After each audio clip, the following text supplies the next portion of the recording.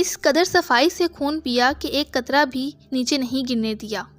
اس وقت رابعہ مجھے رابعہ نہیں کوئی بدروح لگ رہی تھی جو بڑے مزے سے ارد گرد سے بے نیاز ایک انسان کا خون پینے میں مصروف تھی۔ میرا دوست نیند میں ہی نہ جانے کب زندگی کی بازی ہار چکا تھا۔ اب رابعہ اس کا گوشت نوچ نوچ کر کھانے لگی۔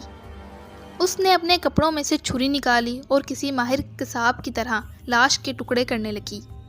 وہ میری طرف سے بالکل بے خبر تھی، یہ جان بوجھ کر نظر انداز کر رہی۔ اس نے لاش کے دونوں بازو علیحدہ کر لیے اور پھر بڑے مزے سے چبانے لگی۔